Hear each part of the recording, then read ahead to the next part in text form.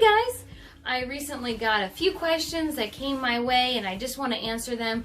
We're going to take a short break from our time management kind of lessons, as they were, tips and tricks, and we're going to go answer a few questions that we have about VIPKid specifically and get those answered for you. But before I do that, I just wanted to real quickly stop and say that I'm sorry I went ghost on you last week. I said we have a special announcement to make, and we were going to, my husband and I announced that we were expecting our first child, and as it turns out, as the Lord would have it, we miscarried our child last week, our baby last week. So we had to take care of a few things at the hospital and so on. So I'm sorry I went ghost on you last week. Had to take some time for the family and to take care of all of those things. But we're back at it strong this week, again with some questions and answers about VIPKid.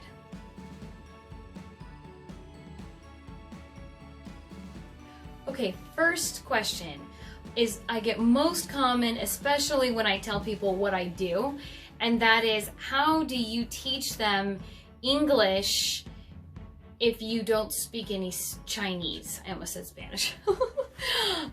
Chinese. And the answer is I don't speak any Chinese.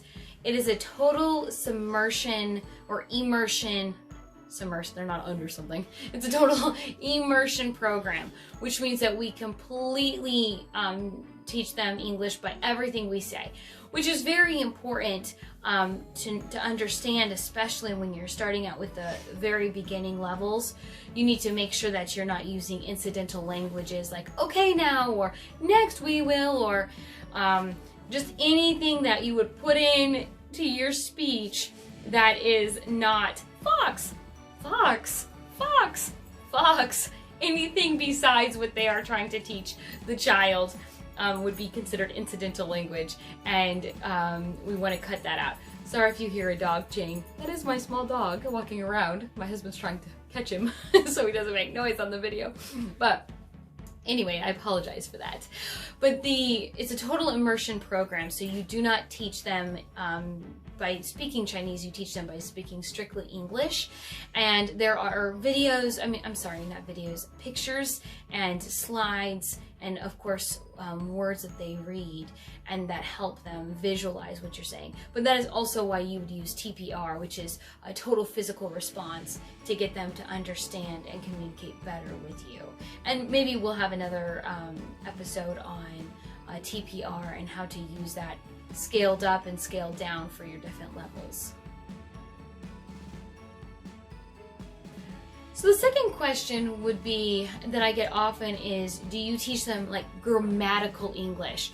Oftentimes when you tell somebody, oh, I teach them English, they're envisioning diagrams and underlining verbs, action verbs, linking verbs, passive voice, active voice. They're thinking transitive, intransitive verbs. They're thinking all of this grammatical language and jargon.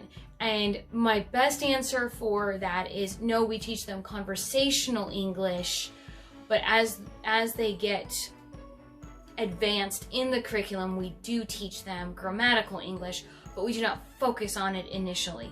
Initially, we're just trying to get them to understand that this is a cloud, or this is an apple, or this is your dad, or yes, no, different sight words, different high frequency words, trying to get them to be able to read the language.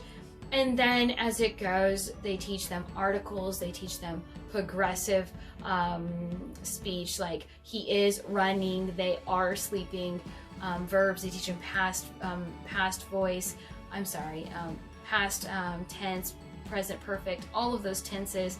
They do teach them commas and different things like that. But it is as you get more advanced. And the 6th level specifically deals with a lot of grammatical issues, and the 7th level as well is really grammatical issues that they're dealing with.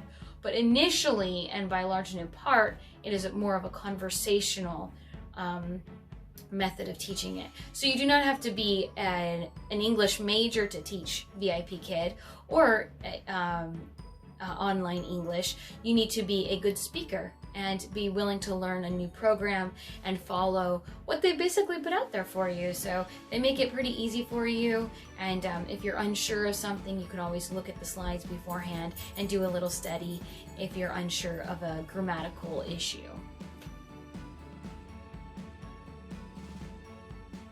Okay, and the third and last question that we will discuss today is, if you have an issue, what do you do? Use a tissue. Just kidding. If you have an issue in the classroom, you can contact the fireman. So maybe the internet is being splotchy, or you have an issue with behavioral, or they cannot hear you, you cannot hear them. I mean, there is, after teaching so long, there is a myriad of reasons. I had a little girl who was putting marbles in her mouth, and so I contacted the fireman to let them know. I'm trying to tell her not to put the marbles in her mouth. She's a level 2 student. I'm trying to convey that that is not going to go down well for her, and I wasn't able to do that, so I contacted the fireman, and the fireman contacted the mother, and all was well. But so if you have an issue, there is a contact fireman button. It's like it looks like a telemarketer almost with a headset. You click on that, and there's a myriad of different issues that you could select, and then that helps with that situation.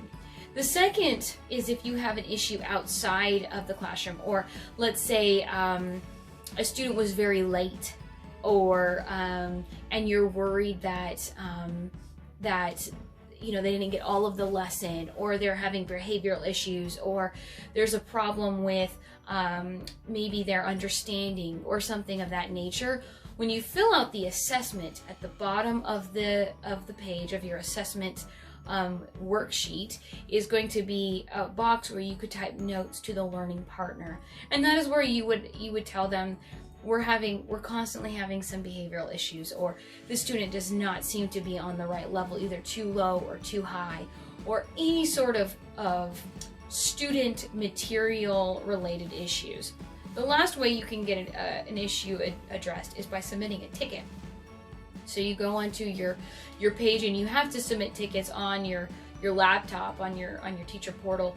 And you go in, and under the support, you could see under the support tab, you go in and there says contact. You click that, and then you can submit a ticket. And so you need to be as specific as possible, and they do like if you can upload material to show them if you're having an issue. I've had issues from booking problems, email related problems. I messed up on some things. I copied slots that I wasn't prepared for, different things like that. And whatever the situation is, they always get back to you right away. I would say within 24 hours, definitely there's an answer. And so it's submit the ticket, don't panic, just submit the ticket. They'll be happy to answer your question. I've had times where I submitted it, but I didn't know what category it would go under. So I did my best, clicked on as close as I could get to it, and then they sent me an email and said, this wasn't in our department, but we send it to the relevant team, and they're taking care of it. You'll hear in 24 hours. So don't panic. If you have a question, just submit the ticket. You can also go onto our kind of like our group support page for all of the teachers on the Hutong. I think I said that right. I'm assuming it's a Hutong. Hutong. So you take your best guess. And you can go on there, and you can get some support from the other teachers, and it's kind of like it's a social chat platform. So anyway, those are the 3 questions that I've gotten most frequently, and I just wanted to address those issues. And again, guys, thanks so much for sticking with me. Don't forget to check out my channel.